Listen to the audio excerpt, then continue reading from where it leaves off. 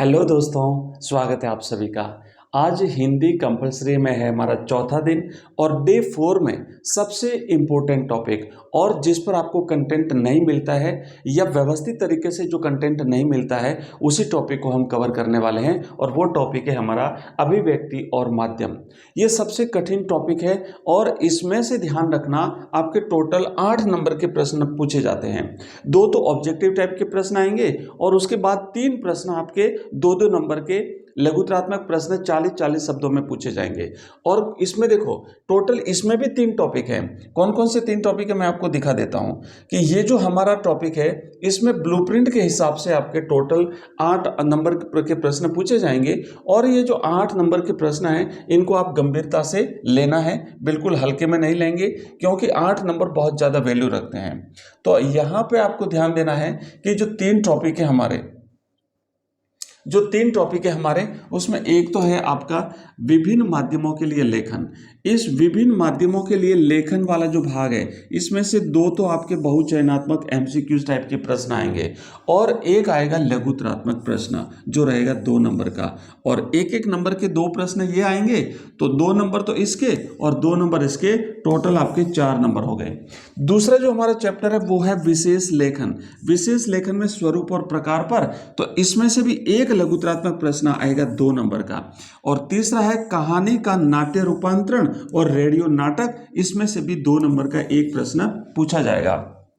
तो इस पूरे पैटर्न को ध्यान में रख करके कहां कहां से प्रश्न बन सकते हैं वो सारी चीजें कवर करते हुए मैंने बहुत ही शानदार ये क्लास रेडी करी है। आपको इस क्लास को कंप्लीटली देखना है और ये हमारा एग्जाम से पहले की जो पूरी सीरीज है जिसमें हम कंप्लीट कोर्स को कवर करते हुए आगे बढ़ रहे हैं। आइए शुरू करते हैं। हमने सभी प्रकार के प्रश्नों को कवर करना है तो सबसे पहले हम शुरुआत करेंगे कि हमारा जो मुद्रित माध्यम है, आपको पता है ना कि जो लेखन के जो आधुनिक माध्यम है वो कितने हैं, तो टोटल 4 माध्यम है। सबसे पहला माध्यम क्या आता है, मुद्रित माध्यम, जिसे हम प्रिंट मीडिया भी कहते हैं। आप हिंदी में प्रिंट मीडिया लिख सकते हैं, आप मुद्रित माध्यम लिख सकते हैं।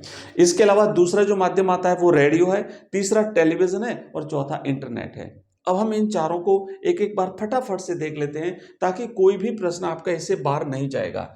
अब यहां से क्या क्या प्रश्न बन सकते हैं, यहां से जो प्रश्न बन सकते हैं मैं इसको थोड़ा सा यहां देखो विस्तार से आपको दिखाता हूं क्योंकि यहां थोड़ा सा आपको आसानी से सारी चीजें समझ में आ जाएगी। ये जो मुद्रित माध्यम है, मुद्रित माध्यम का मतलब होता है अखबार या पत्र पत्रिकाएं। ये सबसे पुराना माध्यम है। पहली बात तो ये है कि ये सबसे पुराना माध्यम है। अखबार और पत्रिकाएं इसमें शामिल होती हैं, ठीक है। ऐसे अखबार छपते थे बहुत पहले जमाने में। अब इसकी सबसे बड़ी खूबी क्या है, खूबी का मतलब होता है इसकी सबसे बड़ी विशेषता क्या है, इसका सबसे बड़ा गुण क्या है, इसकी अच्छाई क्या है।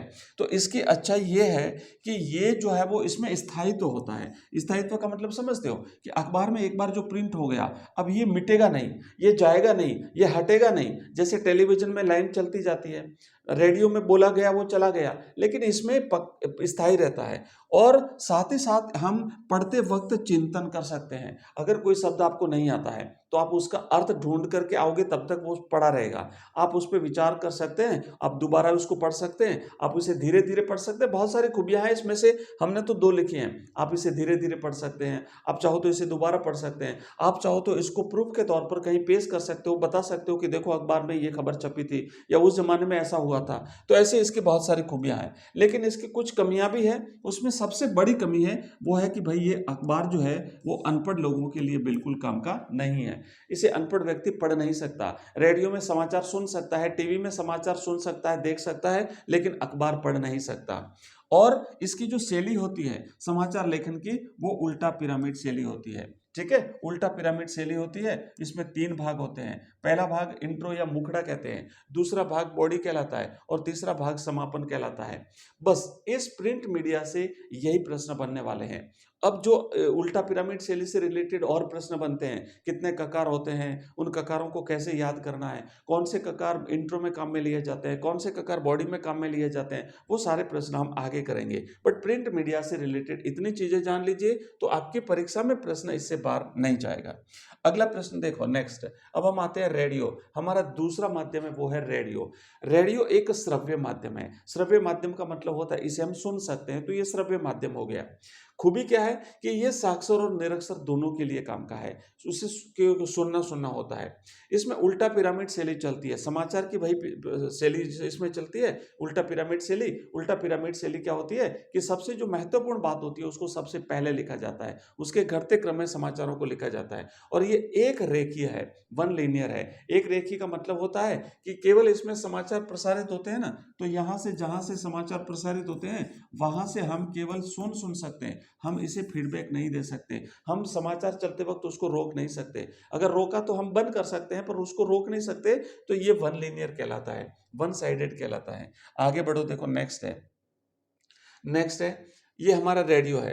अब इसमें क्या है कि ये एक श्रव्य माध्यम है, यानी हम जैसे ही यहाँ से समाचार प्रसारित होते हैं आकाशवाणी से, तो हम इस रेडियो के माध्यम से केवल सुन सकते हैं, तो इसलिए एक श्रव्य माध्यम हो गया। इसकी खूबी क्या है, खूबी मैंने अच्छाई क्या है, ये साक्षर और निरक्षर दोनों के लिए काम का है, दोनों इसे सुन सकते हैं। इसकी शैली कौन सी होती है, तो फिर वही उल्टा पिरामिड शैली होती है। इंट्रो होता है, बॉडी होती है, कंक्लूजन होता है, और इसमें भी उल्टा पिरामिड शैली चलती है, और ये एक रेखीय है, समझ रहे हो ना, केवल एक दिशा में काम करता है। आइए आगे बढ़ते हैं, नेक्स्ट हमारे तीसरे माध्यम पर चलते हैं, और तीसरा माध्यम है हमारा टेलीविजन। टेलीविजन थोड़ा सा इंपॉर्टेंट है, ध्यान देना, इस पर अलग अलग प्रकार के प्रश्न बनते हैं, बहुत सारे प्रश्न बन सकते हैं, इसकी विशेषताओं से बन सकते हैं। इसके जो 7 चरण होते हैं, टेलीविजन में खबरों के 7 चरण होते हैं, वहां से प्रश्न बन सकते हैं, और कहीं से बन सकते हैं, वो सारा हम कवर करेंगे। सबसे पहले तो कि ये माध्यम कैसा है, तो ये श्रव्य दृश्य माध्यम है। जैसे रेडियो केवल श्रव्य माध्यम है, बट टेलीविजन सुना भी जाता है और देखा भी जाता है खबरें, तो ये श्रव्य भी हो गया और दृश्य भी हो गया। साथ ही साथ इसका सिद्धांत क्या है, इसका सिद्धांत है दृश्य ही सब कुछ है, यानी इसमें दृश्य इंपॉर्टेंट है। जो समाचार पढ़ा जा रहा है उससे रिलेटेड दृश्य दिखाया जाता है, तो दृश्य दिखाया जाना यही इसकी सबसे बड़ी खूबी है। इससे क्या होता है, समाचार प्रमाणित हो जाता है कि जो चित्र हम देख रहे हैं वो चित्र बिल्कुल सही है। और ये इंपॉर्टेंट चीजें ध्यान देना। चरण क्या है, इसमें टोटल 7 चरण होते हैं। इस टीवी में खबरों के टोटल 7 चरण होते हैं, और इसमें से कुछ चरण यहाँ पे दिए हुए हैं, देखो। पहला एक है ब्रेकिंग न्यूज, एक होता है फोन इन, एक होता है एंकर विजुअल, एक होता है एंकर बाइट, एक होता है एंकर पैकेज, एक होता है लाइव। तो इस तरीके से ये 7 चरण पूरे होते हैं टेलीविजन के। ओके, आइए आगे बढ़ते हैं, और ये यहाँ पे देखो टेलीविजन से रिलेटेड कुछ चीजें देख लो कि टेलीविजन में क्या होता है बच्चों, कि इसमें श्रव्य दृश्य माध्यम हो गया, इसको देखा भी जाता है, इसको सुना भी जाता है। उसके बाद क्या है, सिद्धांत क्या है, इसका सबसे महत्वपूर्ण सिद्धांत यही है कि दृश्य ही सब कुछ है, यानी खबरों के साथ साथ जो है वो चित्र दिखाया जाना इसमें बहुत ही जरूरी होता है। इसमें जो इसके चरण होते हैं उसमें ब्रेकिंग न्यूज है ना, ये ब्रेकिंग न्यूज, फोन इन, यानी उसी समय जो संवाददाता होता है वो वहीं पर जो स्टूडियो होता है वहां से संवाददाता जो बाहर होता है ना उससे फोन पे बात की जाती है। इसके बाद में एंकर विजुअल, जो यहाँ पे बैठा हुआ व्यक्ति हमें पूरा घटनाक्रम बताता है, चीजें बताता है। एंकर बाइट, जो फील्ड में है उसके कथन को दिखाया जाता है। तो ये कुछ चरण हैं, और इस पर प्रश्न भी आ रहे हैं, तो उन प्रश्नों को आपको करना बहुत ही जरूरी है। अब टीवी में खबरों के चरण हमने देखा, टीवी में जो खबरों के चरण है उसमें एक ध्यान रखना, ड्राई एंकर बहुत बार पूछा जाता है। ड्राई का मतलब वैसे सूखा होता है, एंकर का मतलब होता है उद्घोषणा करने वाला। तो केवल बोल करके हमें बता रहा है, अभी उसके पास चित्र नहीं है, अभी उसके पास वीडियोज नहीं है, वो केवल बोल करके हमें खबर बताता है किसी घटना के बारे में, तो वो एंकर, वो कहलाता ड्राई एंकर कहलाता है। यानी जब एंकर के पास कोई विजुअल चित्र नहीं होता है, वह सिर्फ रिपोर्टर से मिली हुई जानकारी को दर्शकों तक पहुंचाता है, तो वो कहलाता है ड्राई एंकर। एक होता है फोन इन। अब फोन इन में क्या होता है कि वो फोन पे बात करता है। जब एंकर घटना स्थल पर मौजूद रिपोर्टर से फोन पर बात करके जानकारी देता है दर्शकों को, तो वो क्या कहलाता है बच्चों, फोन इन कहलाता है। देखो नेक्स्ट आगे बढ़ते हैं, अगला हमारा क्या है, टीवी में खबरों के चरणों में आगे बढ़ते हैं, तो क्या है, एंकर विजुअल। अब एंकर विजुअल में क्या होता है कि जब एक एंकर खबर पढ़ रहा हो और साथ में उस घटना के दृश्य भी दिखाए जा रहे हो, वीडियो चित्र, तो वो एंकर विजुअल कहला जाता है। देखो एक तो ड्राई एंकर होता है, इसका बिल्कुल ऑपोजिट, केवल खबर बोल करके बताता है, लेकिन एंकर विजुअल में उस खबर के साथ उसका चित्र या उसका वीडियो भी दिखाया जाता है। फिर होता है एंकर बाइट। एंकर बाइट में क्या है, किसी प्रत्यक्षदर्शी या फिर अधिकारी का कुछ छोटा सा कथन जो है वो सुनाया जाता है जिसके साथ घटना हुई है, या फिर वहां पर जो प्रशासन का कोई अधिकारी मौजूद है तो उनसे पूछा जाता है कि भाई बताइए ये घटनाक्रम कैसे हुआ, क्या हुआ, तो वो एंकर बाइट कहलाता है, जो उसका कथन है। लाइव का मतलब आप समझते हो, घटना स्थल से सीधा प्रसारण। एंकर पैकेज क्या होता है, ये इंपॉर्टेंट है। आप एक तो आपने मैंने कहा ड्राई एंकर, और एक है एंकर पैकेज, है ना, इसको थोड़ा अच्छी तरह से आप याद कर लेना, ये इंपॉर्टेंट है। इसमें पूरे घटनाक्रम को एक साथ प्रस्तुत किया जाता है, ये खबर का पूर्ण रूप होता है। इसमें एंकर की आवाज, साथ ही साथ विजुअल, साथ ही साथ बाइट और साथ ही साथ ग्राफिक्स, सब कुछ होता है, और इसीलिए ये अंतिम चरण परीक्षा के लिए इंपॉर्टेंट है। आइए बच्चों आगे बढ़ते हैं, और सबसे पहले हम नहीं, सबसे पहले क्या, अभी हम चौथे हमारा जो माध्यम है इंटरनेट, उस पर चलते हैं। इंटरनेट पर भी प्रश्न बहुत ही बनते हैं।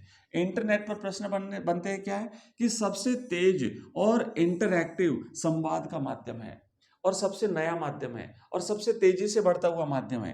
भारत में इसका तीसरा दौर चल रहा है। अभी भारत में इसका कौन सा दौर चल रहा है, तीसरा। विश्व स्तर पर जब दूसरा दौर चल रहा था तब भारत में पहला दौर चल रहा था। विश्व स्तर पर जब तीसरा दौर चल रहा था तब भारत में दूसरा दौर चल रहा था। अभी भारत में इसका तीसरा दौर चल रहा है। यह पढ़ने, सुनने और देखने की सुविधा प्रदान करता है। मतलब इसमें सारी खूबियां हैं, इसमें सारी सुविधा हैं। ये जो है वो इन तीनों चीजों को जो है वो एक साथ समेटे हुए है। अब देखो ये है इंटरनेट आपके सामने, ठीक है, अच्छी तरह से देख लो, पूरी दुनिया को अपने आप में समेटे हुए। आप चाहें तो इंटरनेट पर पढ़ सकते हैं, किताब पढ़ सकते हैं, आप चाहें तो इंटरनेट पर गाने सुन सकते हैं, आप चाहें तो कुछ भी सुन सकते हैं, आप चाहें तो यहाँ पे दृश्य भी देख सकते हैं। तो ये पढ़ने, सुनने और देखने के सुविधा प्रदान करता है। भारत में अभी इसका कौन सा चरण चल रहा है, ये फर्स्ट, ये सेकंड, ये थर्ड चरण जो है वो इंडिया में इसका अभी चल रहा है, ठीक है। तो इस तरीके से ये हमारा एक माध्यम हो गया इंटरनेट। अब देखो आगे, आगे क्या है कि प्रमुख समाचार। अब यहां थोड़ा सा ध्यान देना बच्चों, यहां ध्यान देना, अच्छी तरह से पढ़ लेना, यहां से प्रश्न बनते हैं। क्योंकि क्योंकि अब जैसे पिछले 2-3 साल से जो पेपर बन रहे हैं ना, उस पेपर में कुछ ऐसी चीज, एक दो प्रश्न तो ऐसे डाल दिए जाते हैं जो बच्चों को बिल्कुल पता ही नहीं होता है, और वो यहां से आते हैं सारे के सारे। जैसे मान लीजिए वॉच डॉग आ गया, अब बच्चे पढ़ के नहीं जाते, रेडियो, टेलीविजन और प्रिंट मीडिया वो सब कुछ पढ़ के जाते हैं, पर प्रश्न यहां से बन जाते हैं। फिर बच्चे कहते हैं ये प्रश्न कहां से आया, समझ में नहीं आया। तो समझ लीजिए, प्रश्न समझ लीजिए क्या हुआ है। सबसे पहले वॉचडॉग पत्रकारिता किसे कहते हैं, प्रश्न आएगा वॉचडॉग पत्रकारिता किसे कहते हैं। तो सरकार के कामकाज पर निगरानी रखना। जैसे डॉग होता है ना, डॉग वो क्या करता है, घर का, जैसे किसी घर में अगर डॉग रहता है तो पूरे घर का ध्यान रखता है, पूरी वॉच रखता है, पूरी नजर रखता है उस पर। तो इसी तरीके से जो वॉचडॉग पत्रकारिता होती है वो सरकार के पूरे कामकाज पर, कि कहीं कोई भ्रष्टाचार तो नहीं हो रहा है, कहीं कोई गड़बड़ी तो नहीं हो रही है, कहीं कोई किसी को फायदा तो नहीं पहुंचाया जा रहा है, तो ये पत्रकारिता पूरी नजरें गड़ाए रहती है। तो इसे कहते हैं वॉचडॉग पत्रकारिता। नेक्स्ट होता है खोजपरक पत्रकारिता। खोजपरक पत्रकारिता क्या होती है, कि अगर कहीं पता चल जाए कि कुछ गड़बड़ हुई है तो फिर उस पर पूरा ध्यान देते हैं, उसकी पूरी खोज करते हैं, स्टिंग ऑपरेशन करते हैं। गड़बड़ी उजागर करना, जैसे स्टिंग किए जाते हैं। उसके अलावा क्या होता है, एक होती है पीत पत्रकारिता।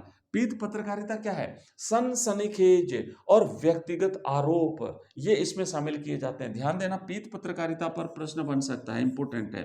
इसके बाद होता है पेज 3 पत्रकारिता। इसमें फैशन और ग्लैमर से रिलेटेड खबरें छापी जाती है, पेज 3। नेक्स्ट होता है एडवोकेसी पत्रकारिता। इसमें किसी खास विचारधारा या किसी खास मुद्दे, जैसे पर्यावरण के पक्ष में अभियान चलाना, तो ये आता है एडवोकेसी पत्रकारिता में। ध्यान देना, इसमें पेज 3 और पीत पत्रकारिता ये इंपॉर्टेंट है। आप इन दोनों को जो है वो अच्छी तरह से याद कर लेना बच्चों। अगला प्रश्न देखो, नेक्स्ट है, अब हमें ये 6 ककार याद करने हैं। 6 ककार याद करने हैं, जो आज बता रहा हूं वो याद कर लेना। इसमें से कुछ भी नहीं छूटना चाहिए। अगर इसमें से छूट गया और परीक्षा में आ गया तो बच्चों आपको नुकसान हो जाएगा। अगर टॉपर बनना है तो ये चीजें अच्छी तरह से याद कर लेना। अब ये 6 ककार तो हमने सर बहुत पढ़ लिए पर याद नहीं होते हैं, तो इस पंक्ति को याद रखो कि क्या कौन कब कहां, क्या कौन कब कहां, क्यों और कैसे हुआ यहाँ। मैंने हर वीडियो में आपको ये पंक्ति बताता हूँ, आप इस पंक्ति को याद तो कर लो, इसके बाद आपके सारे प्रश्नों के सारे डाउट क्लियर हो जाएंगे। कैसे हो जाएंगे मैं बताता हूँ आपको अभी। सबसे पहले तो इसमें जो 6 ककार है, इसमें से ये 4 ककार जो मैंने आपको बताया, क्या कौन कब कहाँ, क्या कौन कब कहाँ, इसी क्रम से याद करना है, क्योंकि क्रम से आगे वाले यही 4 जो हमारे ककार हैं, ये इंट्रो यानी मुखड़ा, मुखड़े में जब उल्टा पिरामिड शैली का मुखड़ा होता है उसमें काम में लिए जाते हैं। ये तथ्यात्मक और सूचनात्मक है। ये चारों कैसे हैं भाई, ये तथ्यात्मक है। यहां से भी प्रश्न बनता है कि तथ्यात्मक और सूचनात्मक ककार कौन से हैं, तो यही है 4। उसके बाद फिर 2 ककार और आते हैं, क्यों और कैसे हुआ यहाँ, तो ये विवरणात्मक और विश्लेषणात्मक है, ये बॉडी में काम में आते हैं। ये कहाँ आते हैं, ये उल्टा पिरामिड शैली के बॉडी में काम में आते हैं। फिर नेक्स्ट है, यह सब उल्टा पिरामिड शैली में लिखा जाता है। ठीक है, हो गया, ये तो हो गया। आगे बढ़ो, देखो अच्छी तरह से देख लेना, ये है आपका एक उल्टा पिरामिड, ये है आपका क्या है, एक उल्टा पिरामिड है। इस उल्टा पिरामिड के 3 भाग होते हैं, ये पहला भाग हो गया, ये दूसरा भाग हो गया और ये तीसरा भाग हो गया। इस पहले भाग में ये 4 ककार आते हैं, क्या कौन कब कहाँ। ये 4 ककार जो है, ये चारों ककार जो है वो इंट्रो में काम में लिए जाते हैं। और ये चारों ककार जो है ये सूचनात्मक है, ध्यान देना। ये कैसे हैं, सूचनात्मक और साथ ही साथ तथ्यात्मक है। इसको अच्छी तरह से याद कर लेना, सूचनात्मक कौन से हैं, तथ्यात्मक कौन से हैं, ये पूछा जाता है। दूसरा आता है क्यों और कैसे हुआ यहाँ, तो ये है बॉडी, और इस बॉडी में ये जो 2 ककार काम में लिए जाते हैं, ये विवरणात्मक और विश्लेषणात्मक है। ये विवरणात्मक है। इसके बाद फिर समापन आता है, ये लास्ट में समापन आता है, जिसमें कुछ अतिरिक्त चीजें जो बच जाती हैं वो इसमें शामिल कर दी जाती हैं। ठीक है, ये सब उल्टा पिरामिड शैली के महत्वपूर्ण जो है वो भाग हैं। आइए आगे बढ़ते हैं बच्चों। और नेक्स्ट, अब एक और महत्वपूर्ण प्रश्न जो विशेष रूप से पूछा जाता है, और ये है हमारा दूसरा, है ना। यहाँ पे देखो कि आलेख और फीचर में अंतर बताइए, ध्यान से समझना। डायरेक्ट आलेख पे प्रश्न आ सकता है, डायरेक्ट फीचर पे प्रश्न आ सकता है। तो आलेख और फीचर में अंतर हम देखेंगे। सबसे पहले तो हम देखने वाले हैं आधार क्या है, इन अंतर का आधार क्या है, तो ये ऐसे टेबल बना दीजिए। एक सबसे पहले अगर हम उद्देश्य की बात करें तो आलेख या समाचार का आलेख और समाचार लगभग मिलते जुलते हैं, मतलब है तो अलग अलग दोनों, ध्यान रखना, पर इनका दोनों का जो उद्देश्य होता है वो सेम होता है, फीचर का उद्देश्य अलग होता है। तो यहां से मैं ये टेबल बना देना आप थोड़ी, है ना, इस तरीके से टेबल बना देना। ये इधर वाला भाग है, इसके बीच वाला भाग है। अब देखो, अब क्या है कि उद्देश्य क्या है, तो समाचार या आलेख का उद्देश्य होता है सूचना देना, ही इनका मुख्य उद्देश्य है। समाचार का मुख्य उद्देश्य भी होता है सूचना देना। कई बार ये प्रश्न भी आ सकता है कि समाचार और फीचर में क्या अंतर है, तब भी आपको यही सारी चीजें लिखनी है। ठीक है, आलेख और फीचर में क्या अंतर है, तब भी आपको यही चीजें लिखनी है। तो उद्देश्य क्या होता है, पहला पॉइंट हमारा हो गया उद्देश्य। हम किस किस आधार पर अंतर बता रहे हैं, तो उद्देश्य के आधार पर। तो समाचार या आलेख का उद्देश्य होता है सूचना देना, जबकि फीचर का मुख्य उद्देश्य सूचना के साथ साथ मनोरंजन करना भी होता है। ठीक है, समाचार का उद्देश्य मनोरंजन करना नहीं होता है, आलेख का उद्देश्य मनोरंजन करना नहीं होता है, सूचना देना होता है। अगला प्रश्न देखो, नेक्स्ट है दूसरा, शैली। तो समाचार और आलेख इन दोनों की शैली होती है उल्टा पिरामिड शैली। ठीक है, कठोर नियम होता है, इसका पालन करना ही करना पड़ता है। लेकिन जो फीचर है इसकी शैली होती है कथात्मक शैली, कहानी जैसी, है ना, एक था राजा एक थी रानी, इस तरीके से कहानी जैसी। तो इसमें मनोरंजन भी होता है, इसमें इंटरेस्ट क्रिएट होता है। तीसरा है भाषा, तीसरा जो आधार है दोनों के बीच में अंतर का, वो है भाषा। इसकी भाषा बिल्कुल सपाट और तथ्यात्मक होनी चाहिए। आप इसमें एक्स्ट्रा लौंड मिर्च लगा करके इसको रोचक नहीं बना सकते। बिल्कुल सपाट, बिल्कुल सीधी, बिल्कुल तथ्यात्मक भाषा होनी चाहिए। जबकि इसमें फीचर में ललित, आकर्षण और मुहावरेदार भाषा का प्रयोग किया जा सकता है। भाषा को चमत्कारिक बनाया जा सकता है, भाषा को अलंकारिक बनाया जा सकता है। और चौथा जो अंतर है वो है लेखक के विचार। देखो, इसमें लेखक के विचार बिल्कुल नहीं होते हैं, इसमें लेखक अपनी तरफ से कुछ भी नहीं मिला सकता है, जो वास्तविक चीजें वही बताई जाती है। लेकिन फीचर में लेखक जो है वो अपनी राय या अपनी भावनाएं डाल सकता है। तो ये था आलेख, फीचर या समाचार और फीचर में अंतर। आइए आगे बढ़ते हैं, अगले प्रश्न की, अगले पॉइंट पे जाते हैं और यहाँ पे देखते हैं, ये हमने देख चुके हैं। अगला प्रश्न देखो, कहानी का नाट्य रूपांतरण। बच्चों कहानी का नाट्य रूपांतरण, जहां से 2 नंबर का प्रश्न बनेगा, जहां से 2 नंबर का प्रश्न बनेगा, ध्यान रखना। सबसे पहले बात करते हैं कथानक की। तो कहानी और नाटक दोनों का आधार कथानक ही होता है। इंपॉर्टेंट चीज है, अंडरलाइन कर लीजिए, ध्यान से समझ लीजिए। सबसे बड़ी चुनौती क्या है? कहानी में लेखक सब कुछ बता सकता है, मन की बात भी, लेकिन नाटक में सब कुछ संवाद और दृश्य के माध्यम से दिखाना होता है, उसमें अपनी बात नहीं बता सकता। आपको पता ना, क्योंकि नाटक का मंचन करना पड़ता है। इसके बाद दृश्य विभाजन, नाटक को दृश्यों में बांटना जरूरी है। हर दृश्य का स्थान और समय बिल्कुल तय होता है। और वॉइस ओवर, जो बातें पात्र नहीं बोल सकते उन्हें नाटक में सूत्रधार या वॉइस ओवर के जरिए भी बताया जाता है। आगे बढ़ो, अगले प्रश्न की तरफ हम आगे बढ़ेंगे। चलिए अगले पॉइंट की तरफ। तो ये हमारा कहानी और नाटक, वैसे हमने सारी चीजें देख ली है, इसलिए हम आगे बढ़ेंगे। और अब आता है हमारा रेडियो नाटक। रेडियो नाटक को थोड़ा सा इंपॉर्टेंट समझिए। इसमें दृश्य नहीं होते हैं, केवल आवाज होती है। सब कुछ ध्वनि पर और संवाद पर निर्भर करता है। एक एक लाइन से प्रश्न बनेगा, ध्यान रखना। पात्रों की संख्या इसमें सीमित होती है और आदर्श अवधि 15 से 30 मिनट की होती है इस रेडियो नाटक के। आगे बढ़ो, अगला प्रश्न क्या है? अब रेडियो नाटक हमने देख लिया, इसमें सारी चीजें हमने कवर कर दी है।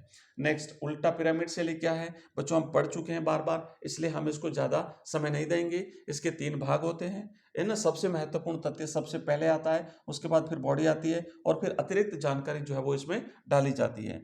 आगे बढ़ो, नेक्स्ट, एंकर बाइट किसे कहते हैं? तो देखो कि जैसे ये एक स्टूडियो है ना, जहां से समाचार प्रसारित होते हैं। ये इनका फील्ड में एक संवाददाता है, तो यहां से जो कथन आता है ना, बाइट का अर्थ होता है कथन। तो इस एंकर इसके कथन को जो दिखाया जाता है, इस यहाँ पे जैसे मान लो कोई प्रत्यक्षदर्शी है, कोई अधिकारी है, तो वो एंकर बाइट कहलाता है।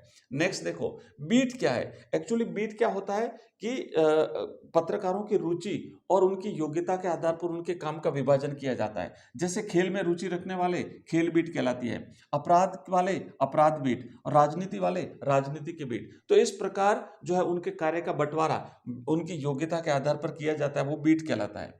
नेक्स्ट आता है, भारत का पहला अखबार कौन सा था? तो भारत का पहला अखबार की अगर बात आती है बच्चों, तो बंगाल गजट 1780 में, ये ऑगस्टस हिक्की ने निकाला था। 1780 में ऑगस्टस हिक्की ने निकाला था। और अगर भारत में हिंदी का पहला अखबार कौन सा था? तो हिंदी का एक साप्ताहिक अखबार निकला था। ध्यान रखना, ये साप्ताहिक है, दैनिक नहीं था, साप्ताहिक था। और नाम था इसका उदंत मार्तंड, और ये 1826 में प्रकाशित हुआ था बंगाल से। और पंडित जिगल किशोर शुक्ल इसके सूत्रधार थे, इन्होंने स्टार्ट किया था। तो ये आज की हमारी क्लास थी, जहां पर हमने कंप्लीटली हमारा जो चैप्टर डे 4 में हमारा जो चैप्टर था अभिव्यक्ति और माध्यम, इसको मैंने कवर किया है। और इसके ऑब्जेक्टिव टाइप के प्रश्न बचे हुए हैं, जो मैं कभी नेक्स्ट क्लास में आपको बता दूंगा। अब क्लास कैसी लगी मुझे बताइए, फीडबैक दीजिए। अगर क्लास पसंद आई है तो इसे हाइप करना है, इसे लाइक करना है, दोस्तों के साथ शेयर करना है। मिलते हैं कल डे 5 में। बिल्कुल आपको ये सीरीज मिस नहीं करनी है। अगर आप डे बाय डे हमारी पूरी वीडियोस को देखते हैं तो आपका पूरा सिलेबस एग्जाम से पहले कवर हो जाएगा। धन्यवाद, थैंक यू वेरी मच।